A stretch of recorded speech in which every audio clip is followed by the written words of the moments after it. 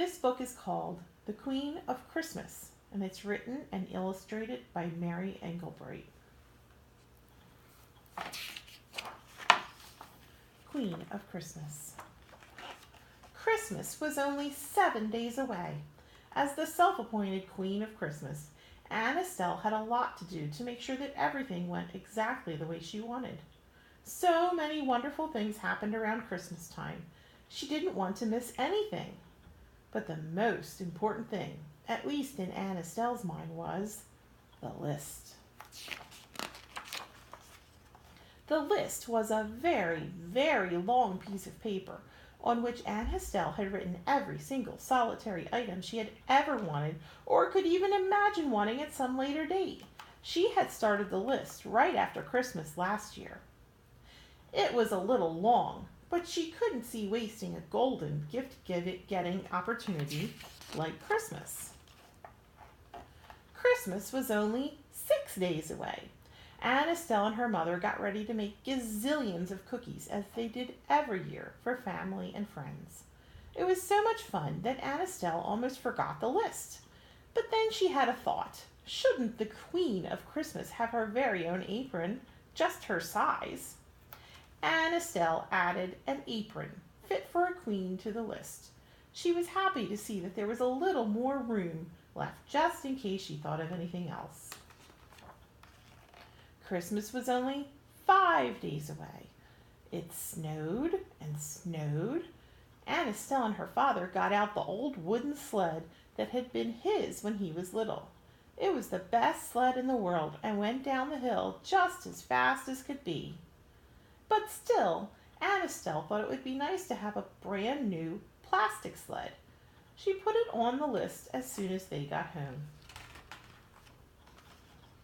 Christmas was only 4 days away. Anne Estelle's grandmother was coming to stay for the whole rest of Christmas vacation. Anne Estelle loved her grandmother. She couldn't wait to go ice skating with her, as they did every year when she visited. When they got to the ice rink, her grandmother showed her how to do figure eights.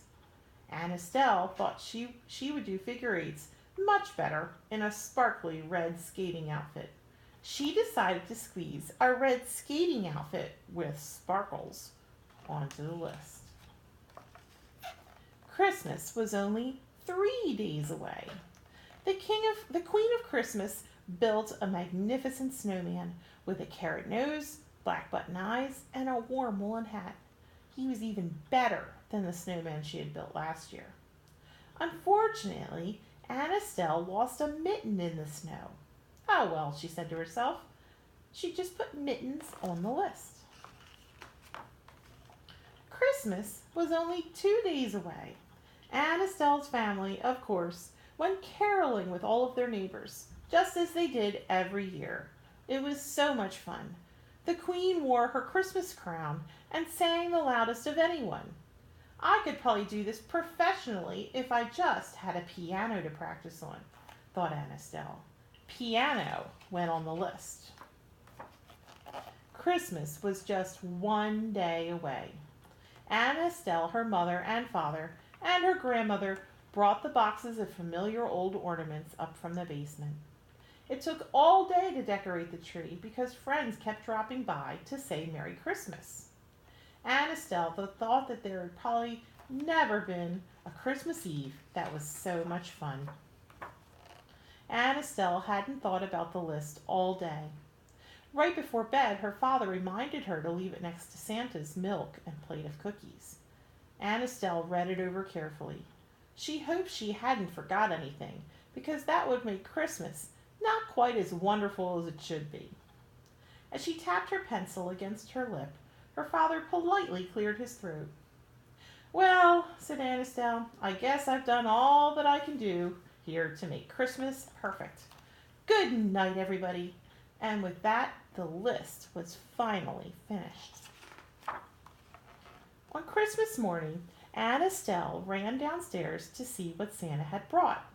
Even though she didn't get everything on her list, she was surprised to find that the gifts she did get were absolutely perfect.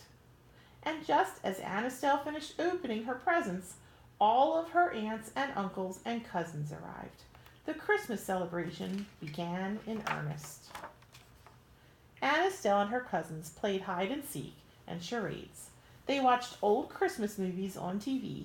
They ate so many cookies that Aunt Estelle thought she would never have room for Christmas dinner, but somehow she did. Late that night, after singing carols and telling stories, everyone went home.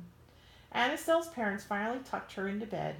It was Christmas, exactly the way I wanted, said Aunt Estelle to her mother and father as she curled up under the covers. Ice skating with Grandma, baking the cookies, Christmas caroling, decorating the tree. What about the presents you got that were on your list? Whispered her father as he turned out the light. Oh, Dad, said Aunt Estelle, it's not just the presents that matter. Don't you know that? He kissed her, but the Queen of Christmas had fallen asleep without even thinking of one thing to put on next year's list. The end.